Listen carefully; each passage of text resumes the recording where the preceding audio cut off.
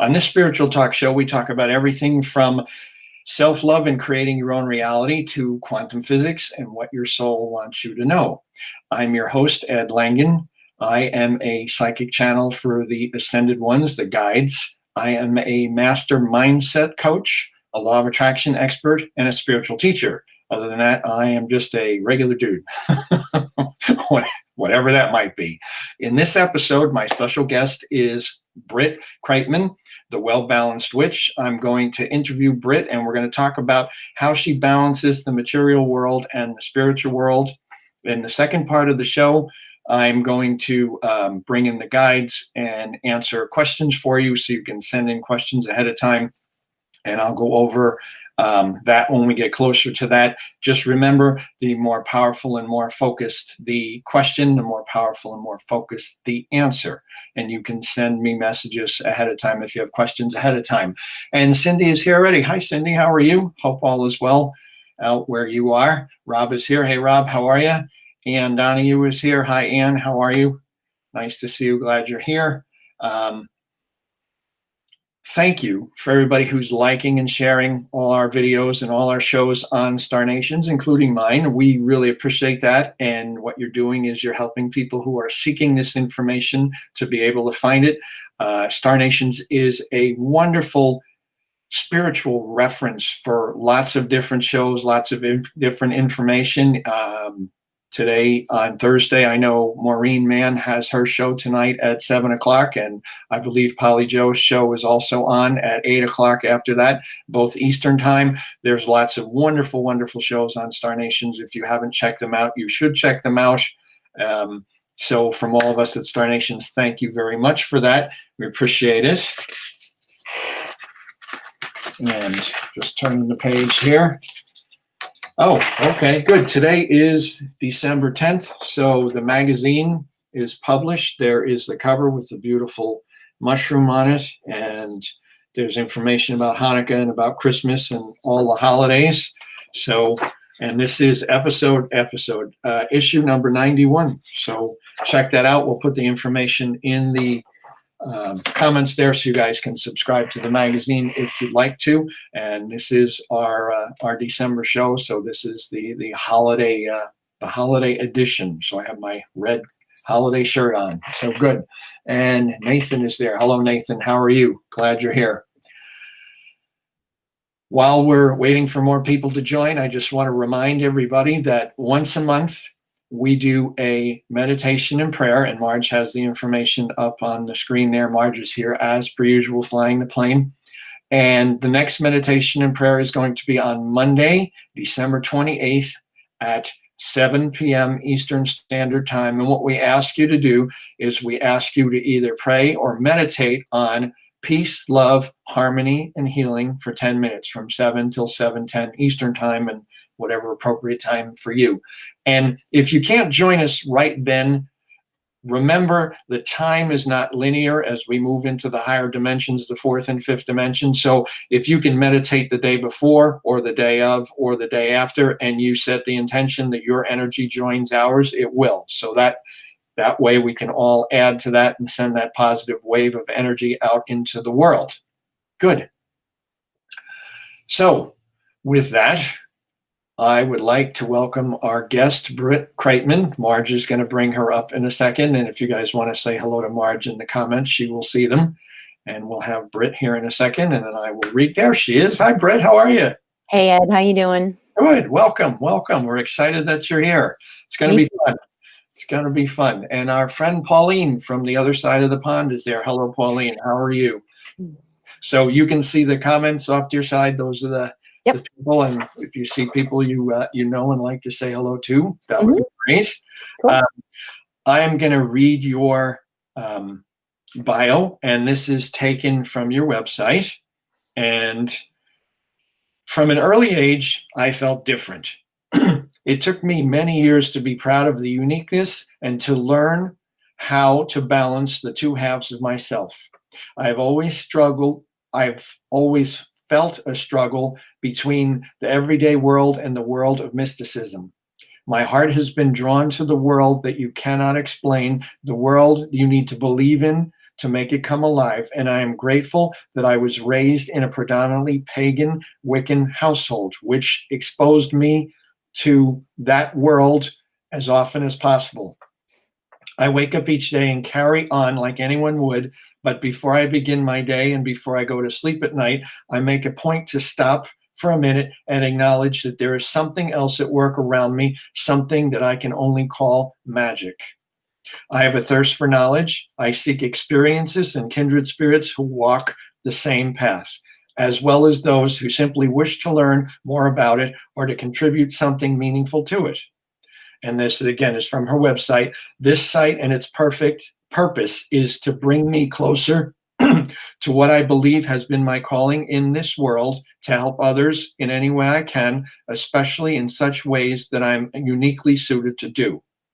Whatever it is you seek, be it clarity derived from tarot, healing from the use of Reiki, or to simply improve your life through business and through counseling. So perfect, wonderful, excellent, welcome. Hi. And Britt is helping me with my website redo, which I greatly appreciate. And she's also helping me with some left brain stuff that I'm not good at, being a very right brain person. So we really appreciate that. There's a couple other people there. And Kelly Ann, who I think is one of your friends. She is. Yes, I do have a few friends, which is wonderful. Thanks, guys. And, Jen is there. Hi, Jen. How are you? Glad you're here. And Alicia, is that how you say that? Yep. Alicia, well, good. Welcome. We're glad you're all here. So excellent. Good. So, you ready for the tough questions? Lay them on me. Let's do this. So, in your bio and on your website, you talk about that your upbringing was different than from most people. So, can you tell us a little bit more about that? Can you go into some detail about that? Sure. As some of my way back friends who are here today, like Nathan and Kelly, they have known me for most of my life, and they know that my mother has always been very closely tied to the Wiccan practice. She got into it later on in her life, but it was what she aligned with the most. And so she raised my sister and I with all of those traditions, predominantly Celtic, as her mother's side of the family hails from Scotland. So the Celtic pagan tradition is kind of what she felt the closest to. So that's what she taught us as we were growing up. And then as we got older, like we took that on for ourselves and we decided to do our own research. And now I guess we all kind of refer to ourselves as witches, which is a slightly different thing. So Wicca, or the practice of being Wiccan, is a little bit more of a modern twist on the pagan religion of that kind of region.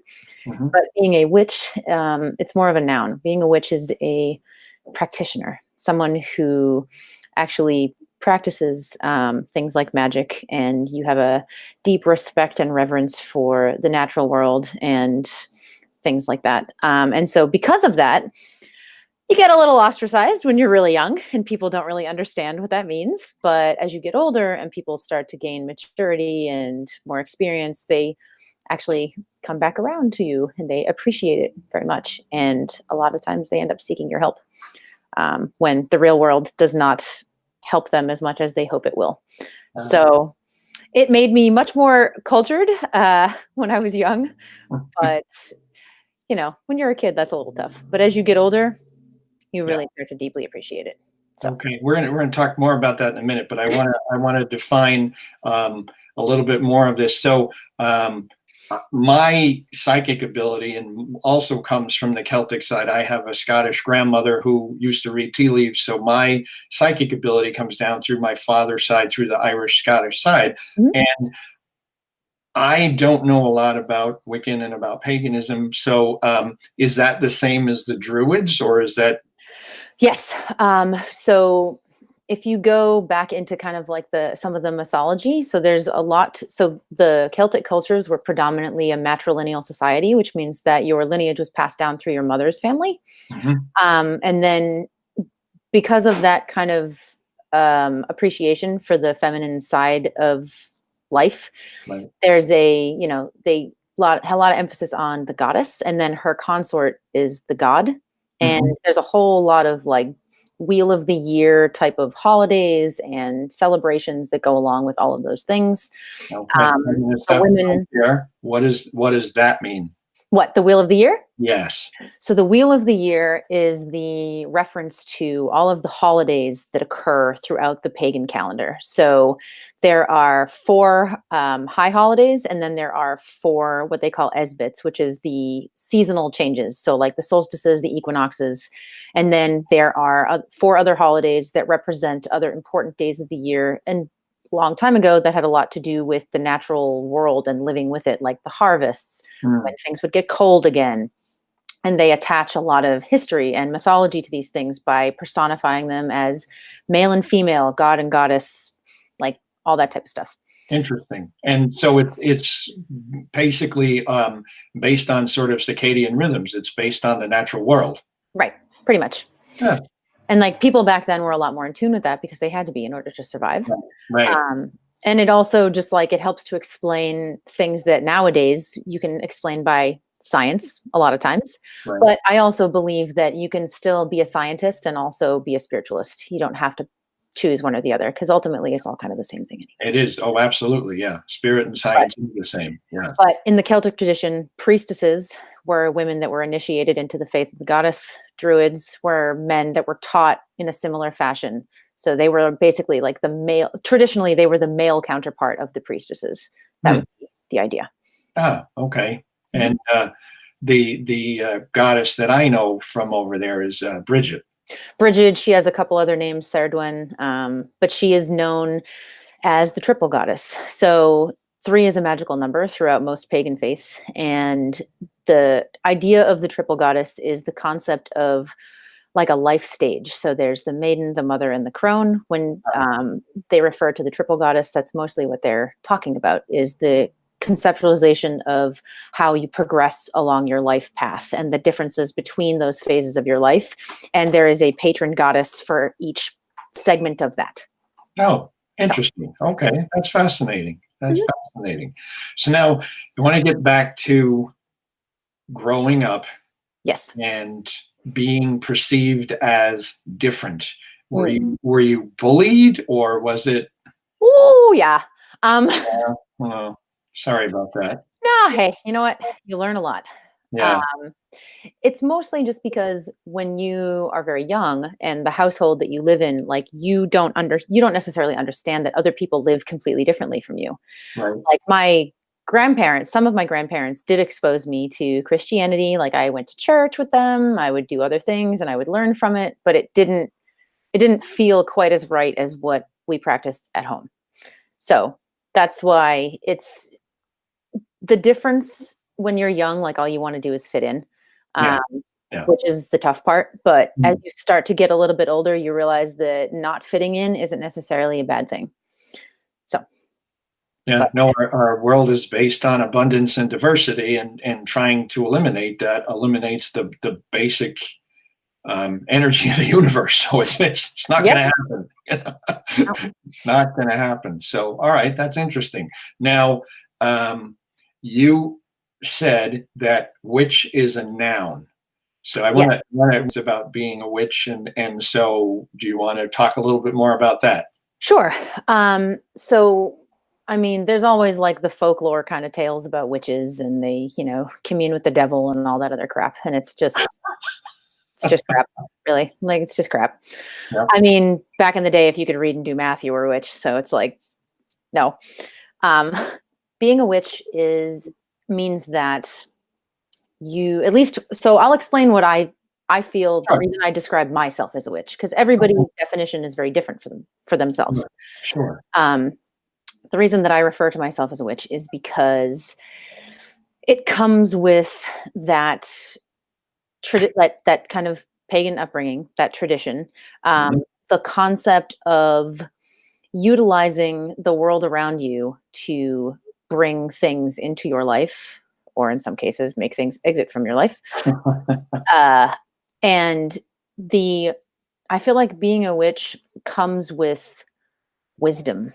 It comes like when you're young, you're kind of like a novice. And then as you age and you learn more and you practice more and you expand your experience more, that's when you become a witch. Right. I mean, some people who follow a very ritualistic practice, they have a whole initiation process. Like there's robes and like you do it under full moons and all this other type of stuff. Like for me, it was always just something that I felt. I Like see. Okay. when you're one of those people that can feel things that other people can't feel, Mm-hmm. and then you kind of start to explore that and you start to learn about, the tools that you can use, like stones and colors and candles and incense and herbs and all this other stuff. And then you collect all of that stuff together on top of what you can sort of develop as your own natural abilities. Like one of the things that made me feel even closer to becoming a witch is when I started to learn Reiki and I started to understand that the movement of energy is something that is very tangible and Sure. very noticeable. And then when you feel something like that, or when you kind of accidentally manifest something into your life, you realize that that's what magic actually is. Like when people ask what magic is, it's not like bibbity bobbity. It's like when you're thinking of someone and then they call you. Right. Like, some people say it's coincidence, but is it really? I don't know. Some people, like me, call it law of attraction. Yeah, law of attraction, manifestation, whatever you want to call it. Call it magic. Yeah, But there's sure. also those moments where I think that when you learn to get lost in your senses a little bit more often, Mhm. and it reaches you and it kind of makes you feel more alive, that's magic too. Okay. Some people, they like when it comes to spell work, I always tell people the same thing. You don't actually need all that much stuff. You don't need a lot of tools. You don't need a lot of this. You don't even have to be that specific about a lot of stuff. Mhm. It's more about your intent. It's Mhm. about the emotions that it elicits. And some people find it very helpful to have tools and Right. rhymes and spells and all of that type of stuff. But ultimately, it's all the same thing. It's props to help Mm. you manifest what you wish or remove what you wish. So it's a way of focusing your thoughts and focusing your energy. Yes. Mhm. Okay. Definitely. Cool. Okay. Good. Mhm. Excellent. Excellent. Um, so how is that how is that for relationships when you meet somebody and you go, "Oh, by the way, I'm a witch," and they're like, "Oh," right? "Uh-oh, hope she doesn't turn me into a frog," right? Yeah, well, there's that. The hardest part with relationships is breaking down the stigmas and the stereotypes and actually like taking the long form discussion to be like, no, I don't, paint myself with blood and stuff. Like I just have a bunch of rocks and I like incense a lot. And, sometimes I hang out and stare at the moon for a while. Like it's not, Right. it's getting over the hump of that. But one of the most prominent obstacles that I have come across with relationships is that the pagan traditions, like for example, like one of the high holidays of the Celtic pagan year Mm. is known as Beltane. Beltane is the fertility holiday. It is not only the fertility of the land, it is the fertility of the people. And Mm. it is something that bears no shame. It is something that is celebrated. It is something that's very important. And I have found that people who have grown up in faiths that are a little less comfortable with certain aspects of your human nature, Mhm. it's breaking down those kind of stigmas and barriers. And that's one of the harder things Right. is that I feel like certain religious structures place a lot of guilt on some natural aspects of human nature that Mhm. lead to some pretty uncomfortable stuff as people age. And then when it comes into relationships, sometimes it causes problems with that type of stuff too. Okay. So it also any faith that discourages open communication about completely human things that you really need to communicate about, that's Yep. that's a big one because like in what we practice and what we've always known is that you should talk about things and you should Yeah. not be You should not be, wary or ashamed of any of that type of stuff. So that's from a relationship perspective. That's probably one of the biggest obstacles and what I notice the most. Okay. Well, communication is an absolute key in every relationship. Oh yeah. Oh So, yes, good, excellent. yeah. Um, I haven't asked you this before, Simon. You talk about balancing the two worlds, and personally, I'm a Gemini, so I'm So you're always swinging I'm anyway. a little bit of that anyway, and it never struck me to ask you, are you a Gemini? No, I am a Leo. Oh, okay. But, All but, so I am a Leo, but I am also, my two rising signs are water. So I have a lot of prominent fire, but I have a lot of prominent water. And right. as you know, anything about the natural world, fire and water are kind of opposing to each other. Yeah, yeah. And all of the emotional aspects that come with those two things are also diametrically opposed with each other. So I also feel that separation, not like a Gemini, but Yeah. So it makes you a little Gemini, huh? whatever. Mhm. Yeah. Now, you were talking about being able to feel the energy. Yes. Are you a psychic? I mean, you could call it that, I suppose. I always like when you think of the quintessential psychic, you think of someone who visualizes things and stuff of that nature. And it's like I've always wanted that, but it's never Mhm. come about that way. Okay. My sister is a lot like that. Cassie is she's very intuitive in that way, and she gets significantly more like visual cues and Mhm. auditory cues and things like that. I don't really get those that much. For me, it's just kind of feeling. Like I just get a feeling, and it's very noticeable. And also, I occasionally get smell, Hmm. which Yes. will, if Kelly is still watching, Kelly will understand, and she might crack up about that because that's something that I've always kind of dealt with. Right. But yeah, no, I guess you could call it psychic. It's not, people also misinterpret psychic to mean someone that can predict the future. It's really Right. not about that. Right. Yeah. We're not fortune tellers. No, Yeah. you're not fortune tellers. I say that anytime I give a tarot reading either. Like, I'm not here to tell your future. That's not how this works. Good. But being psychic, meaning you are intuitive and you are sensitive to certain things. Yeah, I would say that. Okay. I could get on with that for sure. So you're at the very least an empath. Yes. Oh God, yeah. For better or worse. Definitely an empath. Right. And my ability also comes through feeling. I don't see things all the time. Occasionally I do. I don't hear things all the time. Occasionally I do. I'm consider myself an empathic psychic. That's where my abilities come from. So I'm right there with you. Same. We've touched on it a little bit. I just want to talk about this a little bit more. So, what exactly is witchcraft? I know that's a word that's thrown around, and it has a whole lot of some good, some bad. How would you answer that? So witchcraft. So if the witch is a noun, witchcraft is more like a verb, I would say. Okay. Witchcraft is the utilization of your own energetic self or abilities on top of using the tools to either bring about necessary change or appreciate what is around you. Sometimes witchcraft is just gratitude. Sometimes Mm. it's just going out there and leaving an offering for whoever it is that needs it. And then that's it. Witchcraft is a really broad Yeah. It's a big, term, but yeah. it's what you do with your abilities, your intentions, and the tools that you use to bring them about is what I would say witchcraft is from a very general perspective. Right. Okay. Mhm. Cool. That's good. I like that. Mhm. What do you do Oh, what do I do when things get challenging? when things get challenging? Yeah. I'm from How New do you England. balance your path, or what do you do? I'm from New England, so usually I start by cussing a lot, unfortunately.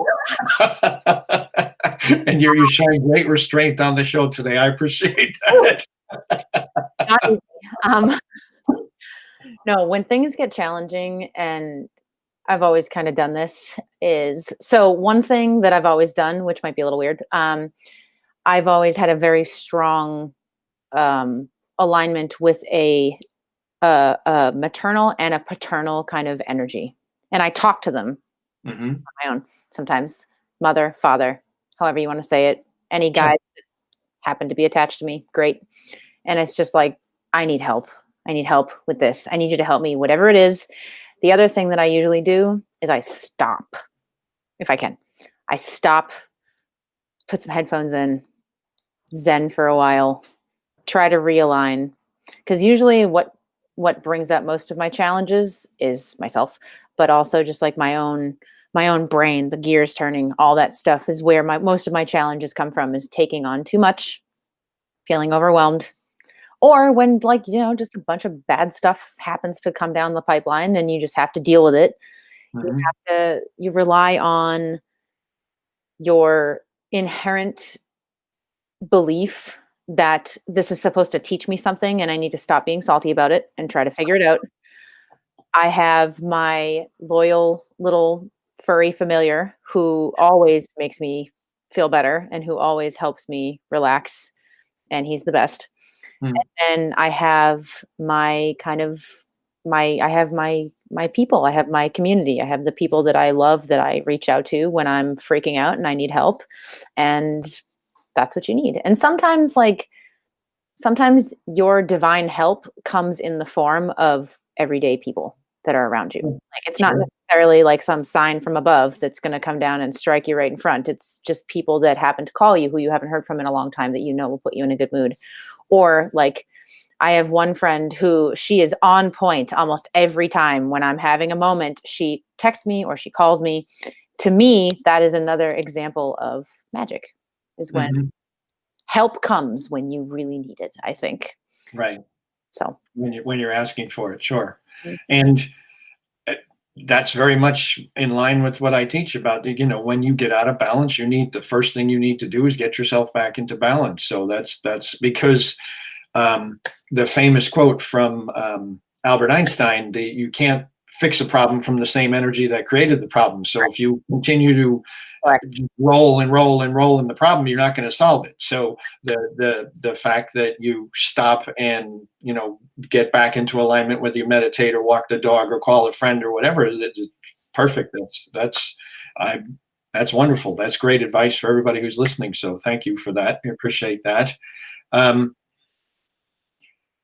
Have you had any ahas that have caused you to rethink your life, your approach? Now, that's a big question, but I've been getting slapped with ahas for the last like 2 years, to be quite honest. I don't know what happened at like 31, 32, but like the ahas just keep on coming. And ask anyone that knows me, my life has been a rolling caravan of just like big changes from then on. And the okay. ahas, one of the biggest ahas that I had was, I was 31, and I was in a job that I had been in for a long time, and I was in a relationship that was very unfulfilling. And I just remember like sitting with myself and being like, how and why is this my life?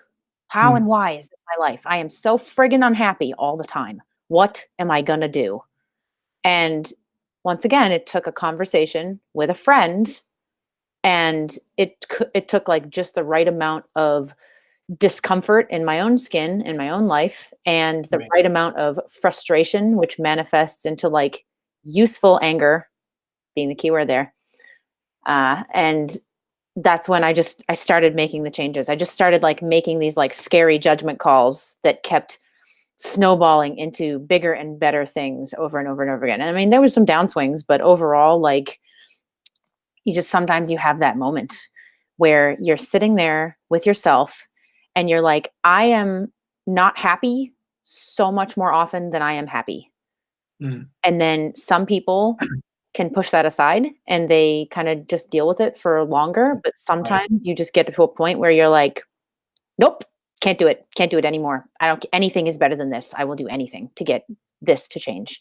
And once you reach that moment, things do change. Yeah, they change quickly. So what happens is you get a very, very strong desire and a very strong asking. And when you get out of your own way and you're allowing that to flow, Mhm. things can change very, very quickly. So you've had some places where you've had some very strong asking and have energy shifted, which we all have, you know. It's scary. It can be very scary, especially Oh yeah, because you're just getting tossed consistently out of your comfort zone over and over and over again, and you're getting presented with choice after choice.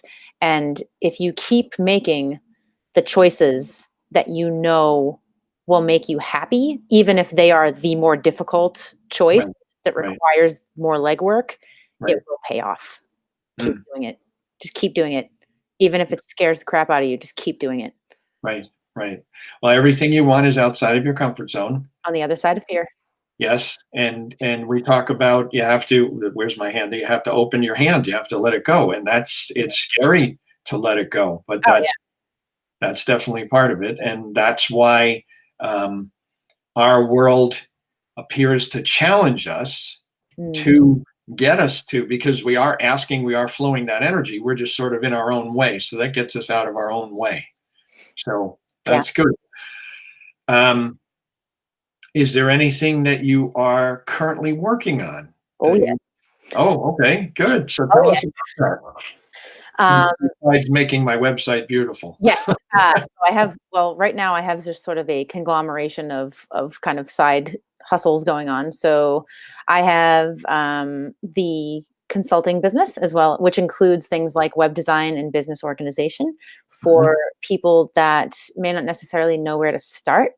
And that's one of the biggest things that I like doing for people. So like I'm working with you and I'm working with a couple other of my creative friends that need help with such things because sometimes it is really hard to know where to start. And also I have found that if you are someone who is of a very artistic or creative mind, that some of the left brain stuff is Mhm. just Greek to you and it's really hard to understand it. It's really overwhelming to try and work through it. And somehow, some way I've managed to just I can just do that stuff. And because like I understand the creative lifestyle, even if I'm not terribly artistic myself, I understand people who have a craft and they need help. So I've got some photography websites that I'm working on. I've got your website that I'm working on. I have my own website that I am going to be continuing to update. Right. I'm also a real estate agent. Oh, okay. So I do that as well, which was just kind of like another form of helping people out because I usually only operate for like family and friends at the moment. Um, I do that. And then for my full time gig, I am a UX designer, which is user experience. So that is what allows me to do a lot of the consulting stuff because user experience research and user experience design is essentially the the practice of learning how to help people help themselves to do what they need to do, which includes workflow analysis for like a website. Like if someone arrives on your website and they don't know what to do, that's going to lose you business. So Yes. doing those type of analyses is also something else that I do. And yeah, there's a lot of other sort of hobbies that I'm trying to bulk back up because they fell by the wayside for a while. So Okay. All right. Good. Excellent. Excellent. Well, that's wonderful. And Britt's information has been flashing across the screen, and we will make sure that it's in the comments too, so that you guys can find it. So you can find her website, so you can get in contact with her. She is helping me with, as we've been saying, redoing my website, and she has helped me with some other left brain stuff that I have trouble with, and I really appreciate that. So thank you for all of that. yeah, And now we're up to the next page here. next page. Oh boy. And so there is a the pagan holiday that's coming up, Yes. which Yule. is in alignment with Yule, which is sort of the Christmas holiday, if you will. It aligns. Now, is that on the winter solstice or? Yes. So Yule and the winter solstice are actually synonymous. Yule is just a traditional name for the winter solstice. So the winter solstice is the shortest day and the longest night. It Right, is when the time starts to turn towards the dawn, which means that once we peak at the winter solstice for the length of the nighttime, we're going to right. start gaining daylight back. Good, good. Mhm. Which we always like Oh because yes. getting dark at 4 o'clock is not. Nope. It's pitch dark, as you can see. Yes, yes. And now the tradition of the bringing in the evergreen Yes. is also part of that. You want to talk a little bit about that? Yeah, like off the top of my head, the Yule holiday, like when we have our little celebration for it every year, it involves all of the kind of conventionally known aspects of this time of year. So, like pine cones and evergreen and mistletoe and berries and cinnamon and things of that nature, like all the stuff that makes you feel like warm and cozy for this time of year. Hmm. And then the evergreen is representative of the fact that even in the dead of winter, everything still thrives, and or everything is just sleeping under the soil until it starts to bloom again in the spring. Right. So it's representative of that. It begins turning towards the light, as they say. Hmm. And the evergreen, the fact that it stays green through the winter, was part of the hope of the spring coming, etc. And I don't beat me up in the comments for this because I'm not 100% positive, but I do believe that is the origin of the Christmas tree. It is. That's what I thought. Okay, Mhm. good, excellent, excellent. Yep. Which Marjorie and I have a little glass one right now. We don't have a big Christmas tree just yet, but It's okay. Better to leave them where they are. Let's put it that way. yes, yes, Mhm. okay. And the best way for people to connect with you is through your website and through Yep. social media, through the information that we've been putting out. Yep. And as Britt has said, she can help you with a plethora of things. So please feel free to connect with her and help her do that.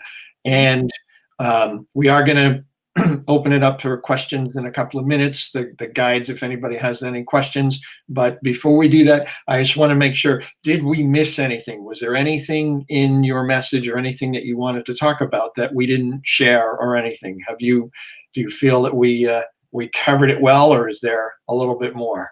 Oh no, this is, I mean, the finding a way to kind of explain that I can do the left brain things, but I can also do the spiritual things is really the whole core behind the well balanced witch concept. Is that I Okay. can, bridging gaps between people is like the purpose of my purpose on this rock is to do things like that, whether it is between spiritual things and secular things, or just two different types of people that need help getting to know each other a little better. Like I am here for that purpose. And that's it. Okay. All right. And you also read tarot. I do, yes. Okay. Yep, I do tarot readings, and I'm also a Reiki practitioner. So those are two different kinds of things. Sometimes I incorporate them into each other. It kind of depends. Um, Okay. Reiki practice is the is energy healing. So Mhm. usually it's a hands-on or a very close to the body type of healing.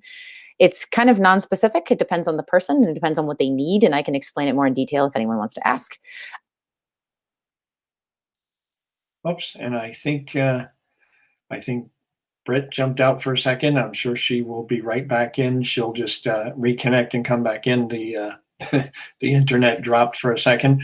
So we are going to open it up to the guides in a couple minutes. So if you do have questions, you can send in the questions. And there you are. You're Oh, back. Okay, good. All right. That wasn't so scary, right? hey, I'm back. Sorry about that. Woo. No problem. Uh, No problem. It's not.